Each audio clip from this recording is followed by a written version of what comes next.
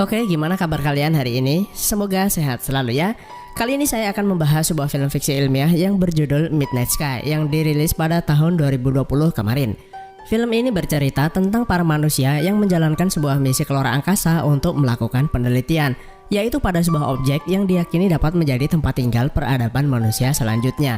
Namun sebelum misi tersebut selesai dan para astronot itu pulang, telah terjadi sebuah bencana global di bumi, di mana secara perlahan bumi menjadi sebuah planet yang tidak layak huni. Oke, daripada penasaran, kita langsung masuk aja ke pembahasan filmnya. Diceritakan pada tahun 2049, sebuah bencana dahsyat menimpa bumi dan membuat seluruh permukaan bumi menjadi tidak ramah untuk ditinggali.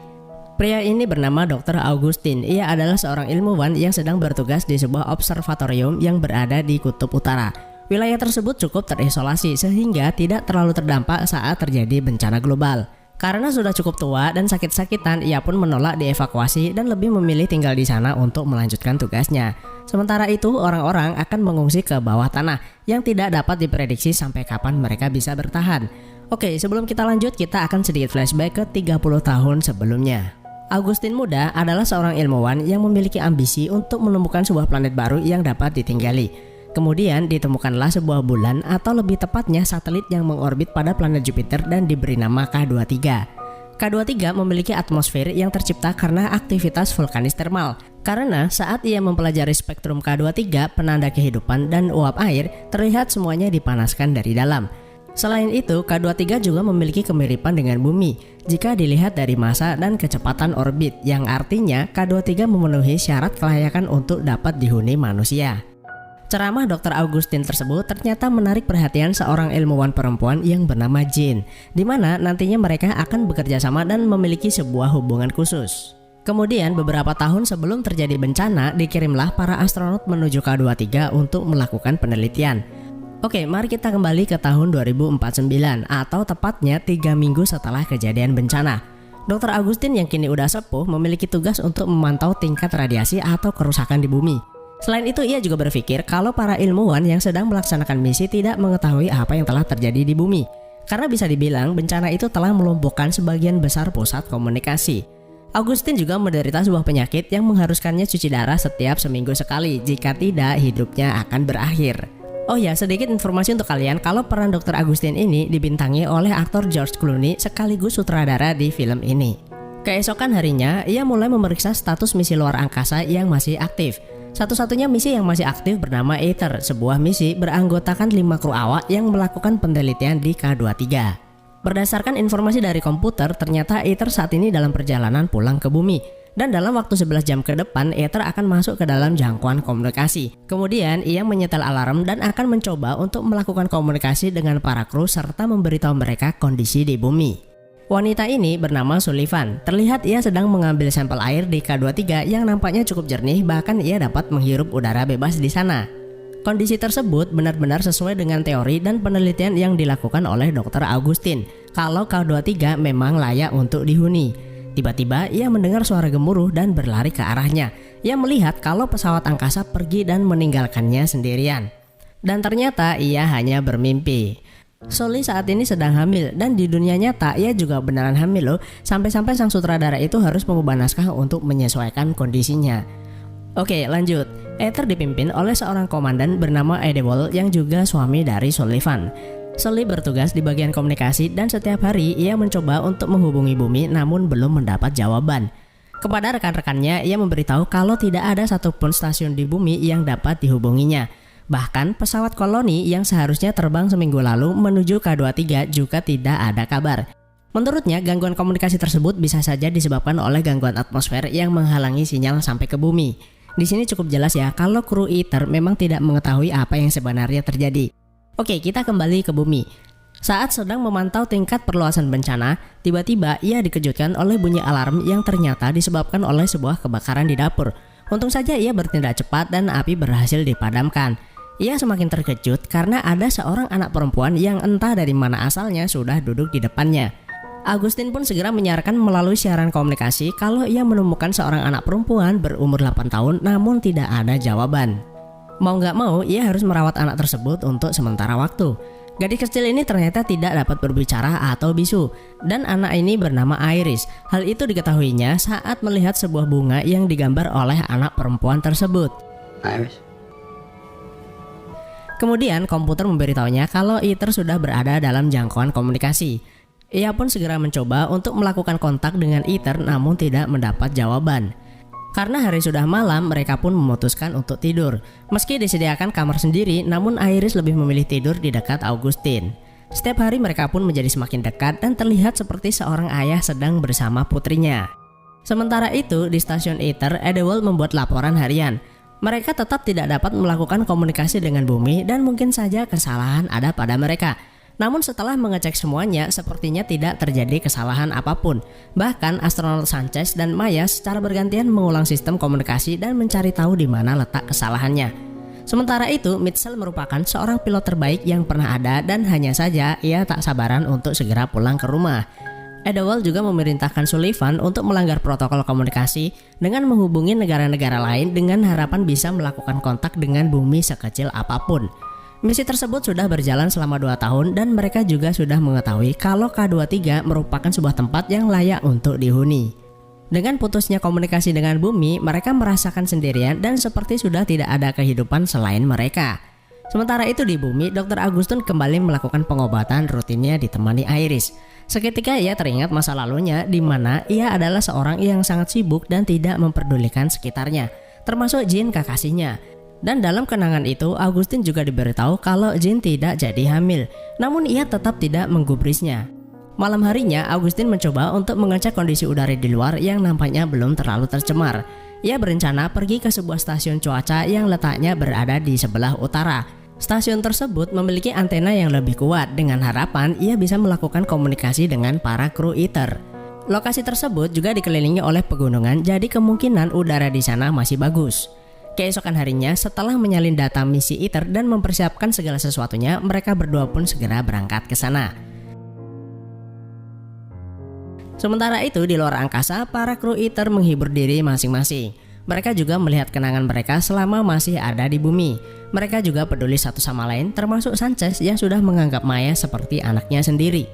Tiba-tiba, mereka dikejutkan bunyi alarm yang memberitahu mereka kalau stasiun mereka menyimpang jauh dari lintasan. Karena sistem komunikasi dengan bumi terputus, mereka harus membuat perhitungan ulang agar stasiun mereka dapat melewati jalur yang benar untuk sampai ke bumi. Kebetulan mereka masih bisa menerima sinyal dari pemancar milik mereka yang ditinggalkan di K23. Kemudian sinyal tersebut digunakan oleh Sanchez dan Maya sebagai acuan untuk membuat jalur lintasan baru. Setelah membuat perhitungan yang matang dan menentukan jalur lintasan baru, ternyata stasiun angkasa mereka akan melewati area yang belum dipetakan atau zona yang disetujui. Mitchell sebagai pilot yang berpengalaman pun kurang begitu yakin jika harus melewati zona yang belum disetujui. Namun karena nggak ada pilihan lain, mau nggak mau mereka pun harus melewatinya.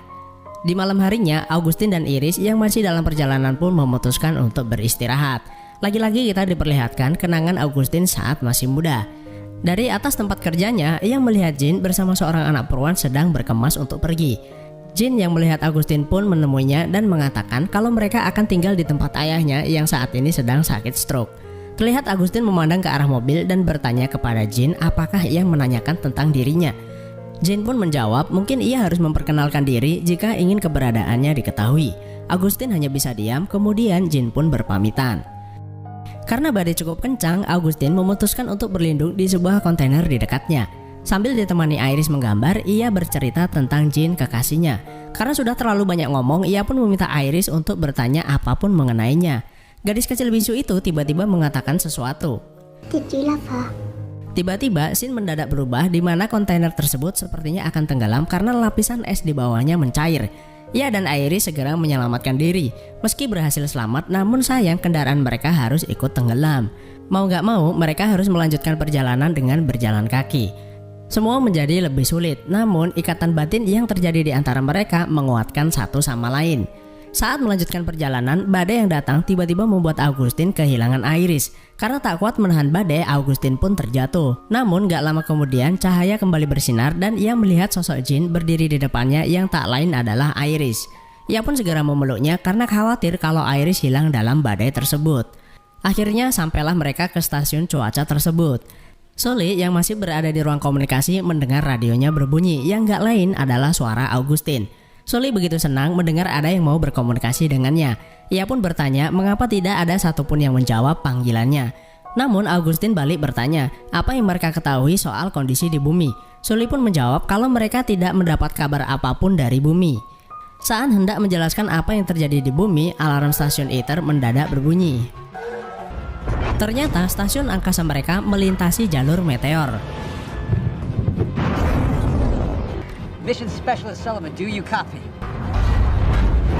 Sepertinya mereka berhasil melewatinya, namun yang menjadi masalah adalah antena komunikasi mereka hancur dihantam meteor dan membuat komunikasi mereka terputus. Mereka segera memeriksa tingkat kerusakan melalui komputer. Setelah selesai, Mitchell mengatakan kalau kerusakan itu bisa diperbaiki termasuk radar dan antena komunikasi.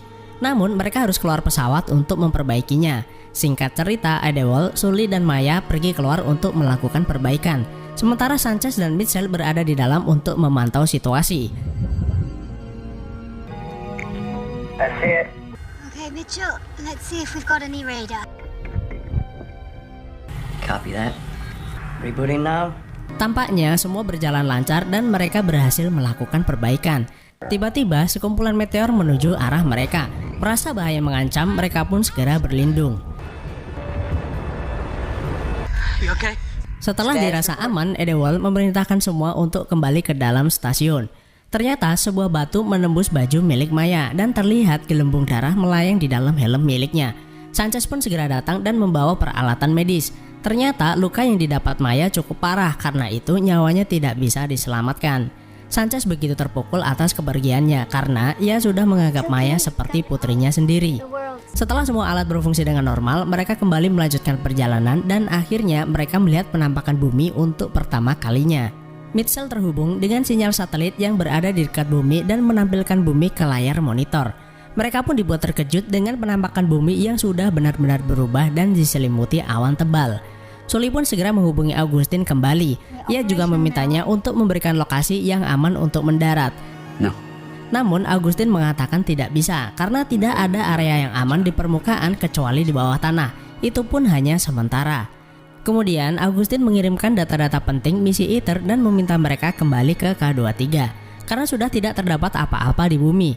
Sanchez dan yang lain pun mulai mensimulasikan perjalanan mereka ke K23. Namun Mitchell menolaknya karena ia ingin pulang ke bumi dan bertemu kembali dengan keluarganya. Karena menurut Mitchell tidak ada yang bisa memastikan apa yang sedang terjadi. Ether saat ini sudah semakin dekat dengan bumi. Adewale dan Sully pun kembali menghubungi Augustine yang ada di bumi. Mereka penasaran dengan sosok Augustine mengapa bisa tahu banyak tentang misi mereka. Augustine pun memberitahu mereka kalau ia bernama Augustine Lovehouse. Mereka pun menjadi terkejut karena ialah yang menjadi pelopor penelitian K23. Kemudian Sanchez memberitahu Mitchell kalau ia mendapat sebuah pesan dari bumi 10 hari yang lalu. Pesan tersebut ternyata dari istrinya yang memberi kabar kalau mereka akan dievakuasi ke sebuah tempat dan memberitahu Mitchell kemana mereka akan pergi. Karena setelahnya istrinya tidak akan bisa mengirimkan pesan kembali. Setelah itu Mitchell menemui Adewale dan mengatakan kalau ia dan yang lain harus putar balik menuju K23 dan memulai kehidupan baru. Sementara ia akan pulang ke bumi. Mereka memiliki 2 pesawat ulang-alik dan Mitchell ingin menggunakan salah satunya. Mitchell sudah berjanji kepada keluarganya apapun yang terjadi ia tetap akan pulang. Akhirnya mereka pun saling memahami dan menghargai keputusan masing-masing. Kemudian Sanchez menemui Mitchell dan mengutarakan niatnya untuk menemaninya pulang ke bumi. Selain itu, ia juga akan membawa jenazah Maya dan menguburkannya di bumi. Mitchell bisa memahami perasaan Sanchez dan akhirnya memperbolehkannya ikut bersamanya. Mereka berdua pun segera bersiap dan berpamitan. Setelah melepas kepergian kedua rekannya, Sully kembali menghubungi Augustine. Mereka memberitahunya kalau ia dan Adewale akan putar balik sementara 2 rekannya pulang ke bumi, karena mereka masih punya keluarga di sana. Sully kemudian berkata salah satu alasan ia bergabung dengan NASA adalah dirinya. Sully juga bercerita kalau ibunya yang bernama Jane Sullivan pernah bekerja sama dengan Dr. Augustine. You've done some work with my mother, Jean Sullivan. Sully pun mengucapkan terima kasih kepada Dr. Lovehouse, begitu cara ia memanggilnya atas apa yang telah ia lakukan. Kemudian Augustine memintanya untuk memanggilnya Augustine saja. Augustine. Sully pun gantian memberitahu kalau ia memiliki nama depan Iris. and I'm Iris. Begitu menyadari kalau Iris Sullivan adalah putrinya, Augustine pun meneteskan air mata. Ia pun kembali mengenang masa lalunya, di mana ia dan Jean sebenarnya memiliki seorang putri, di mana sebelumnya Jean telah berbohong kalau dirinya tidak hamil. Saat ia bertemu dengan Jean untuk terakhir kalinya, Augustine sebenarnya sudah tahu, namun ia tidak pernah memperkenalkan diri kepada putrinya. Augustine kemudian bertanya seperti apa K23.